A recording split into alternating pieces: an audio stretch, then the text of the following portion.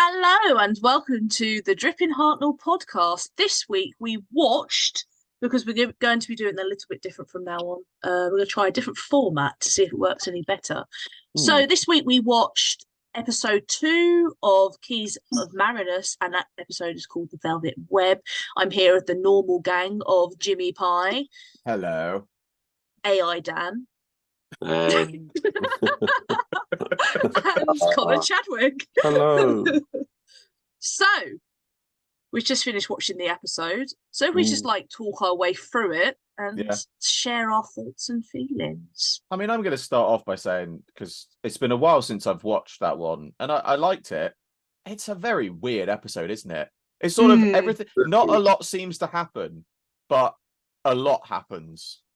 I said this when we were watching it, but this is, out of the whole of the Keys of Marinus one, this is the one that stands out for me. But I think it's because it's quite a simple idea. Simple premise. Yeah. It fits nicely into children's programming for a 20-minute program.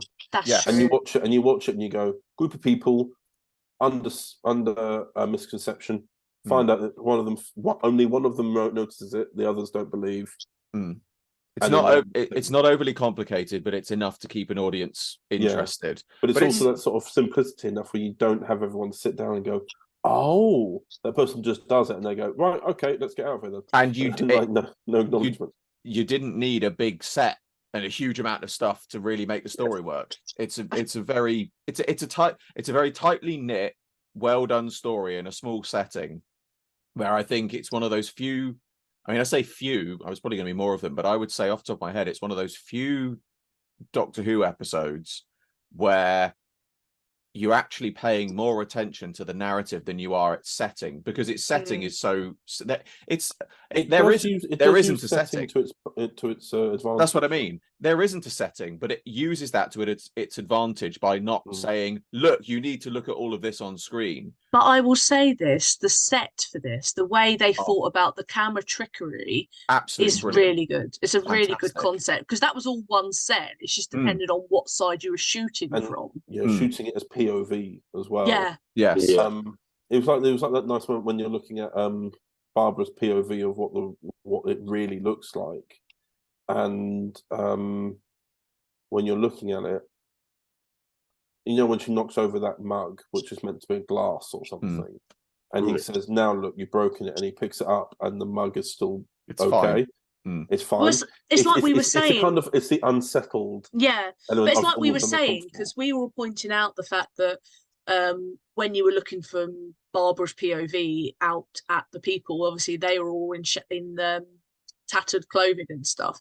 But then when you were looking from them, obviously when we were seeing Barbara's stuff, she still looked fine. I just love that idea. It's a really simple idea, and it plays up to the audience strengths. That's why I like watching classic Who and anything from this era, because it's the experimentation era. It's where you can see, I see they still do that now. Because I wouldn't have thought like POV of a person was done very often on telly back then. Not too often. No, I suppose it was, films, wasn't it? It was great. It was interesting with the bit where, what would you call it, where like you could see the set design as well, like how they kind of, you know, this, what would you call it, with the like the kind of brain things. Like I was kind of like, this is a very. It was just a dark room, but it was a dark room with a single door, because you don't need too much in it. Again, you want to draw the focus on them. You don't want to distract the audience with everything. But it's also, you look at that and you think, this is an episode where you can tell this was one of those episodes where production wise, you get the feeling they went, right, we're on a really we tight have budget no here. money. We have no money. But you look at it and think like, yep, you know what though? With what you did, it's fantastic. And I think it really shows to a point, even at a TV level, okay, this is going back to the 1964, but even at a TV level, it's amazing what you can do with so little money when you shoot it the right way. And it's like when you mentioned it, Abby, when Ian and the Doctor go into that room, and it's literally just 3 walls. It's literally and just a mug. close shot. Yeah. And it's a really tight shot. Tight shot, a mug and a plain room. And it works so well because, again, you're concentrating on their performance because you're finally seeing how things are, but they're there really looking at things going, oh, look at this, it's fantastic. And you can see in their performance that they're not seeing what we're seeing. Yeah. And it really does play to the strengths of it, that they really just sort of put so much in it. And again, I think that's what grips the story. But I think another thing about this episode is the fact that the Doctor's in the trap. Yes. You know, the Doctor is also seeing that rusty cup as a magnificent vase, and it's not very often you see that when the Doctor's kind of under the hypnosis and it's having to be the companion, the female companion as well, of course, that's having to be like, something's not right, you know. Also, I don't know if this is, I don't think we've noted this yet. I just had a quick watch back of it because when Doctor, Ian and Susan walk in, you have the flashing light as they are blinded. I just looked, and the studio lights, when they walk in and they slide the doors open, they aren't on. And as they walk in and the lights are flashing, they turn up the light. So it looks like the image is creating itself around them. Oh. I've just looked at that now. Basically, that whenever that flashing light was happening, that was old school trickery. That was basically the flashing light, which happens to Barbara, which breaks the spell. It's basically the spell being put onto them immediately. So I was just watching it now going, they've turned up the lights as they've been walking in. The lights are getting brighter because they're falling into the trap the more they walk in. Yeah, and they've literally just used the studio lights to do that. It's just, I like that. Practical. It's why this era of Doctor Who is my favourite. It's just because those little things, and then you find them as little gems. Yeah, because nowadays they just do it with SFX, even if it was just a light, whereas they have to do it more in a practical kind of thing. I'll say this, the music, when they first walk in and see Barbara, the first thing they do is like, oh no, there's blood on this dial. And I love the fact they covered their backs for that. It's like, oh yeah, I just scratched my arm. It's like, okay. It's purely because you needed that cliffhanger at the end of the last episode. It's like, there's blood. Oh, she's okay. Yeah. And it's literally like... it was kind of like, it was kind of funny, like how they kind of come in and they're like, oh no, it's there. And then again, and it's like, oh, hi guys. And they're like, I say, but the music for that opening scene, not much of the other music kind of stands out to me, but that one bit, and it's like, you know, and it's like the harmony music. They're all kind of like, oh, this place is lush. Look at the harps playing. I love that. But then we all got distracted by Hartnell's pointy wig. I will say this though. Actually, thinking about it, you know how we were saying about just now. You were saying about the cliffhanger being kind of just there for a cliffhanger. I mean, so I thought this when I first watched this, which is, what if she was dragged in? Yeah. Yeah. And then the illusions kind of made her think that she's just cut her wrist or something. Because of like the blissful unawareness and not wanting to be. Yeah, that's a good point. And like she could have actually, it could have been taken off of her by force. How taken off and left to deliberately considering that attract the others. They've been drinking posh wines, and I imagine then it might have just been like dirty water for all we know. Cholera. But that's the thing. But then you're thinking like she might have actually been hurt, but she's making it for like a small scratch. So it's up for interpretation. My interpretation is that she's probably been grabbed and dragged in because it would make more sense. It would make more sense from a continuity perspective because she's already there and comfortable. So she's been under that illusion for a while, and seems to be comfortable with the staff. I don't think it was. And she knows, and she's already aware of. She's already introduced herself to them. She knows who they are, what they do. So she's clearly been there a while. So we mentioned the Hartnell wig for this episode. I'd love to know what's going on with that wig for this episode. I really hope they fix it by the next one because it was really distracting to me. He was just really, really surprised. All the way through. He was so yeah. surprised his wig slipped back on his head. I reckon that they had to get a standing wig girl for that day. Like something's not right. I kind of, the way I looked at it, I was kind of thinking to myself, wait a minute, because during most of the episode, Hartnell and Caroline Ford just disappear for a bit, and I'm like, was this one of those times where Hartnell just was like not in action? Yeah. Well, you got to think about it as well. The first Doctor, especially at this early stage, this being the fifth ever story, he's still in this very stubborn era.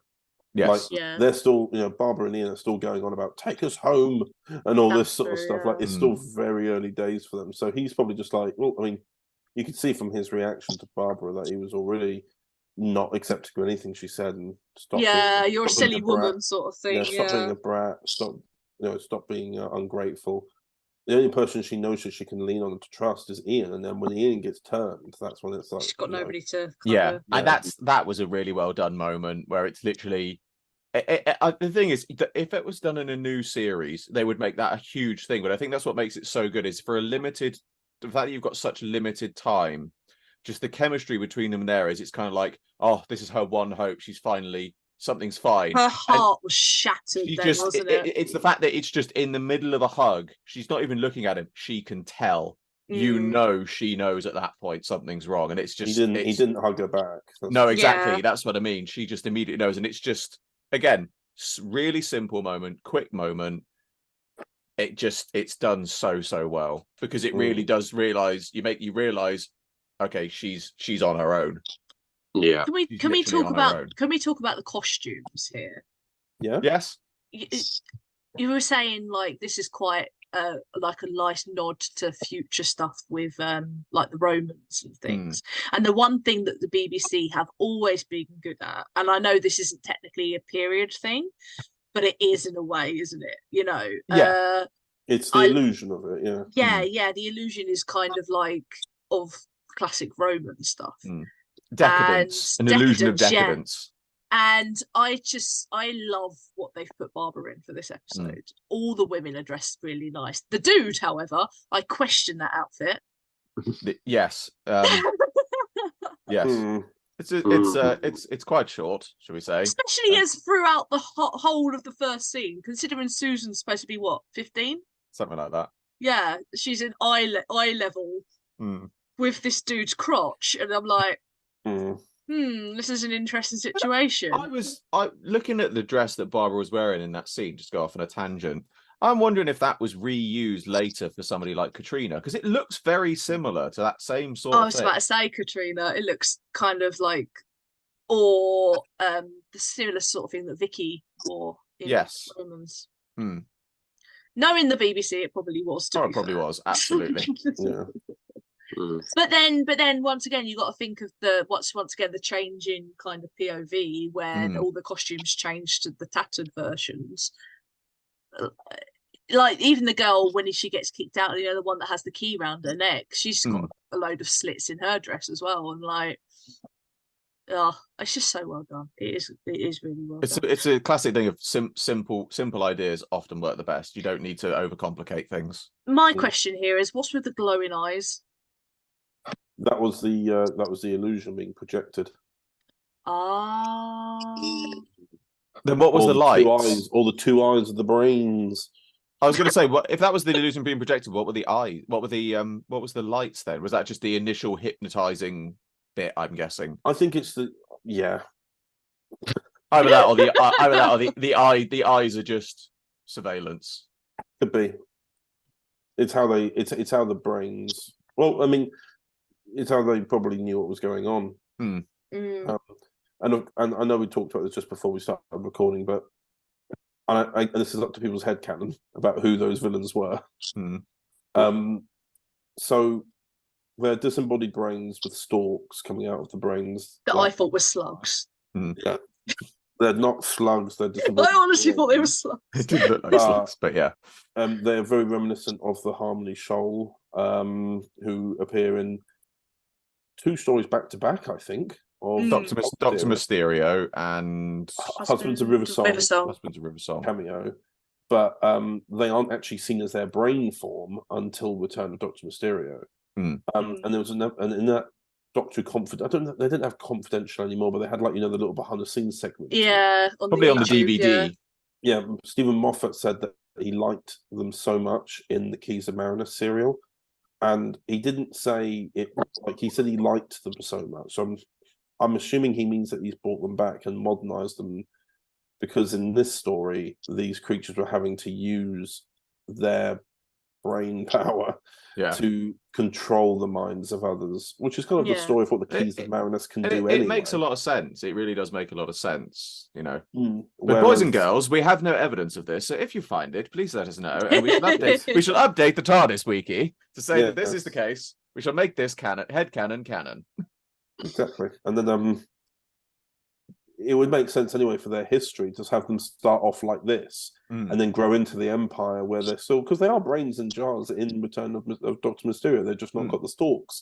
Their eyes have retreated, and we know why. It's because Barbara hit one of them in the eye. They're like, this is a weakness. We have had a weakness. They just done it so I didn't keep thinking that they were slugs. Yeah, probably. No, I always thought they were slugs. I never clocked onto the being brains, really. I know. For me, that works as a headcanon, having them go from controlling the minds of others to going and becoming the minds of others. I say this, and this is the one thing that Jimi pointed out. One thing that Jimi pointed out was the fact that the brains were pulsing.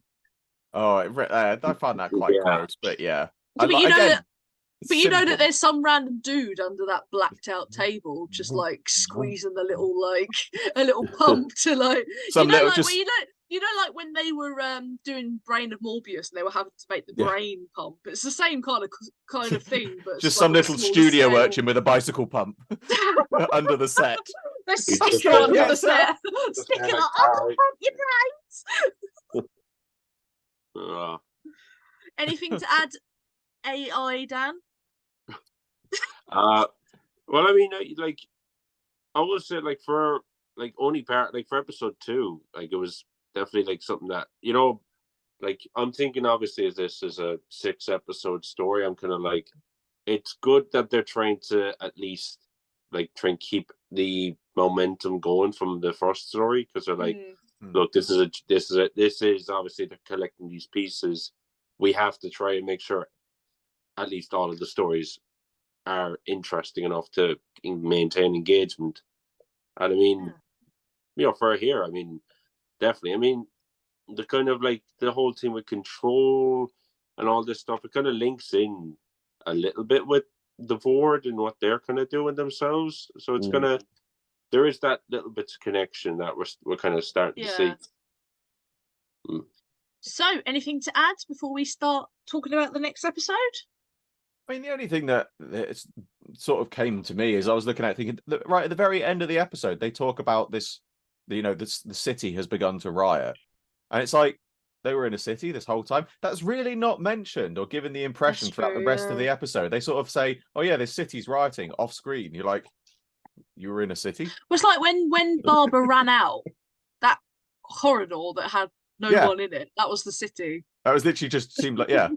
But I was rewatching that. I would just thought they're in just a generic building somewhere. It never dawned on me that they were in some sort of city. If they'd had some sort of background shot of this cityscape as part of the illusion, that would have been all you'd need. It was just odd that they just make this thing. Yes, people are rioting. So there's more people than what we've got here. Anything to add, Connor? No. No.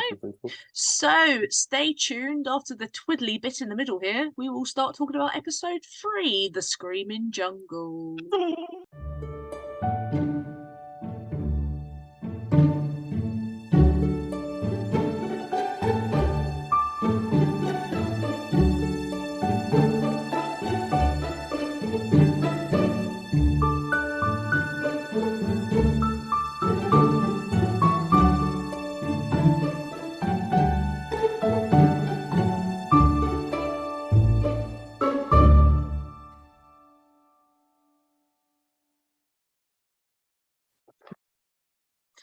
Hello and welcome back. Now we are going to talk about episode 3 of Keys of Marinus, The Screaming Jungle. So this episode was basically Barbara and Ian showing us how amazing they are. Pretty much. Yeah, pretty much. That's it. That's the end of the. It's another good. You're muted, Connor. Hartnell was on a well-deserved holiday. Yes, we should make note of that. Actually, it's this episode and episode 4 of Keys. William Hartnell was on a well-deserved break, which is why he's not in it. But again, it's a nice, good, self-enclosed story, and I have to say, I'm kind of glad that it's just Ian and Barbara, because when you look at the size that the sets that they're working on, the size of it, if you'd had the other 3 in there for most of it, it really would have been too crowded. You didn't need that many people to do that story. The set looked crowded in the opening scenes, you know, when they were actually in the jungle and they're all kind of in the back of shot looking at trees and stuff. Even those shots look packed. It really, like, when I was seeing it, I was kind of thinking, okay, they're going to get, at the end of episode 2, you're thinking, okay, they got this big group now. They're going to all go off together trying to solve this thing. And then immediately it's like, we wrote the next episode, and then we realized how much budget we have. So we just, it's like, going to have to shoehorn in something here. Yeah. So somebody just went to Terry and just went, yeah, Terry, we can't do that. We can't do what you want there, man. I kind of got the feeling as well, set-wise, it feels like it was almost like one continuous set. You had a bit of jungle, which leads into the doors, which leads into the room with the net, which leads into the house. And it's sort of like, it feels like it was just built on a sort of curve. And they just went from left. They just went from left to right. But it works. And again, like we've just said with episode 2, it works because it plays to its minimalism. I think the only part of the set in this episode I'd question is the spikes. Oh, yeah. I was just looking at that like, this is Panto. Yeah. Well, I was going to say I would question the spikes, and I would also question the hands. That was purely down to budget and that was absolutely down to budget. Yes. Like I say, but the one thing you pointed out when we were watching it was like maybe if the sleeves on the arms had been tighter, so there wasn't like a dirty great big gap, it wouldn't have been as obvious. And then there's that weird bit. There's a weird bit when the hands reappear and it does this sort of hello, just sort of jazz hands. Jazz hands. It's really weird for no apparent reason. Suddenly has gone. Ta-da! These are meant to be stone hands which just flex inwards and they don't move, and they flex outwards and they don't move. But when they reappear, suddenly, articulated fingers. Twiddly fingers. The one thing I did notice was I love the fact that when Barbara disappears, nobody else seems bothered but Ian. Ian's like, where's she gone? And everyone else is like, she'll be alright. We've got the key. Who cares? Literally, that was the kind of feeling I was getting from the rest of the team. It's like, she'll catch up. You're not worried about the fact she's just got stone, like. But it annoyed me that even Susan didn't care. Yeah. That's the weird thing. Even Susan wasn't concerned about Barbara. And you think she would have been. Yeah, definitely. You could. I mean, there's some times where you could say, like, maybe it's the, like, I guess part of the Time Lord and Susan. That's where, like, that I'll just assume they're all right, and that's. Yeah, I suppose so. And then Ian's like, I kind of like the fact that Ian is both the skeptic and the one actually getting stuff done. Yeah. Yes. He's definitely the doer in this episode. 100%. Yes. But I will say this, out of the 2 episodes, the other one I preferred. That's just my personal opinion. No, I get what you mean. I think it's genuinely because the Doctor wasn't in this one. Maybe, yeah. We've had Doctor Light episodes, obviously, in the new series. It wasn't a thing in the classic series. And again, as we said, Hartnell is definitely well deserving of his break and things like that. But I think it's just, you do sort of, I mean, you had the entire team there at the very beginning, except the Doctor, and you kind of think, well, where's he gone? Yeah, I know they mentioned it previously. I bet he just appears in episode 5, like, hello, I'm back. I'm not been anywhere, honestly. I was over the other side of that jungle. They mentioned it previously, but it just feels like, it's a bit odd that everyone else is there, but he's not. Mm. Mm. Oh. But we were talking about how nobody ever questioned, like in the 60s, the fact that they went to all these alien planets and nobody ever thought, why do they speak the same language? Because we ended up looking it up, didn't we? Yes. About the my brain stopped working. Translation circuit. Yeah, translation circuit. So what was it that you found, Jimmy? So it was first mentioned in a 1967 book, I think possibly the annual of 1967, in a story, that it was basically some kind of mental thing that the TARDIS can do. But it wasn't actually mentioned on the TV series until The Mask of Mandragora, which is obviously a Fourth Doctor story. So there's quite a significant gap. You think about that, that's 3 Doctors worth, when nobody really questioned why they could understand this kind of stuff. And you would have said, okay, fair enough, First Doctor, they're starting out, they didn't really know that. Second Doctor, again, it's probably didn't think of it. But I'm really surprised, genuinely surprised, it didn't get mentioned during the Third Doctor era. When you consider that he was the tinkerer, that he was the one that explained all the science, he was the science guy. You really think that he would have explained it to them. It's just very odd that they didn't put it in there until then. It's kind of, you could say that, like, in the beginning, like, a lot of the things that we do come to know about Doctor Who, even by at least the Fourth Doctor era, like, obviously, like, regeneration, translation circuits, or even the concept of TARDIS. You've got to think how we've changed our POV of TARDIS, because obviously in that first episode, Susan declares that she named it herself. It's like, no, you fucking didn't, love. Get back in your box. The thing is, as well, wasn't, just to go off on a slight tangent, wasn't Gallifrey, I know, because obviously the Time Lords are mentioned in War Games, obviously, most notably, but wasn't Gallifrey wasn't named until the Third Doctor era, I seem to remember. Yeah. Connor, I feel like you would know that one. Well, when Gallifrey was named, was it third? It was Third Doctor era, wasn't it? Third Doctor, I believe it was the first Sontaran story. Oh yes, that rings a bell. Because that's when he also names himself a Time Lord. Because two just says my people. My people. Yes, that's a good point. Yeah, he doesn't even. Yeah, because he also names himself. It's when he goes, I am a Time Lord, and then that's when the Sontarans know of them. So why have I got a memory of the Second Doctor talking about the? Oh, I'm thinking of the 3 Doctors. Because I can hear in my head. I'm hearing the Second Doctor go. I'm not just a Time Lord. We're the same time. That's what I'm thinking of. Yeah, but that was after. That was obviously after. Yeah, that was 3 Doctors. Yeah. So, is there anything else you want to mention about the Screaming Jungle? I felt like it felt a lot shorter. It did. It didn't quite, to me. It doesn't quite live up to episode 2 that we just discussed. Episode 2 had a lot more interesting ideas that were put together more interestingly and uniquely, whereas the Screaming Jungle, maybe I'm being a bit flippant when I say this, it only screamed at the beginning. That's true. False advertisement. And it wasn't quite to do with the jungle more than it was to do with like the preying on, kind of instinctual fear. Yeah. Yeah.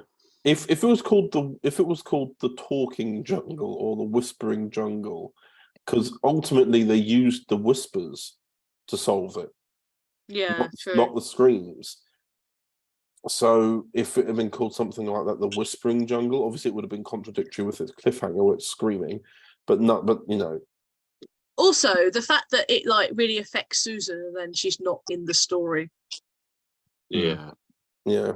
It's like, it's the whole premise of, because some of us have had to write 4-parters, 2-parters, whatever, where you have to have that cliffhanger, and you do get to the point where you're like, you have to make it more dramatic than it necessarily needs to be. It's a bit like, we were talking about Hell's Kitchen a couple of weeks ago, and how for in the next episode, and they make it all dramatic, and there's ambulances, and it turns out the guy cut his finger. It's very much the same kind of premise, you know. Yeah. So I think overall, I think we all agree that episode 2 is better than 3. It's good as a overall story arc. There's one thing we were saying was the fact that we like the fact that every single one of these stories is kind of an individual adventure. But notice how it still falls back into the theme of mind control. That's true. That's true. Because remember, when all the keys are assembled, you can control the minds of every being in the universe. It's still about the mind being controlled at the end of the day. Yeah. That's true. So I'm going to... Sorry. Go on, darling. No, I was just going to say... Right, you go. Right, I was going to say, I love how... Because escape rooms obviously weren't a thing back then, but it did feel kind of like a Crystal Maze type escape room type of thing going on with Ian and Barbara, you know? It's like you have to find the clues, and you have to like find the key, and then you have to like get into the safe, and it is very much a escape the room type scenario. Very much. Go on, Jimmy. No, I was just going to mention this because if I don't, we'll get letters. The Time Lords are very much mentioned in the War Games, and the Doctor is identified as a Time Lord. Well, there we go. We stand corrected. Yes, of course. Second Doctor just saying in slow motion, the Time Lords. And then there's a bit, so it's literally here. There's a scene where it says that the War Chief, we are both Time Lords. We both decided to leave our race. When he's talking to the Doctor, so he is mentioned. I think it's because in that particular scene, the Third Doctor says it in such a definitive way that it's always recognised as the first time. Very much so, yeah.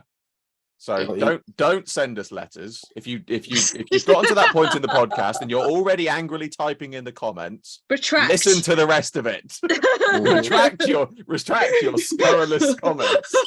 Retract your statements. Do it. So yes.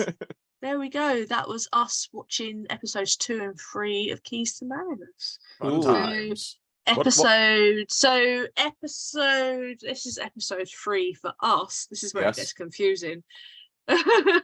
So this is episode 3 for us, and in episode 4 of the Dripping Hartnell podcast, we will be I think I know watching the 11th hour, which we all know is Connor's favourite episode. So look forward to that. Goodbye. Bye bye.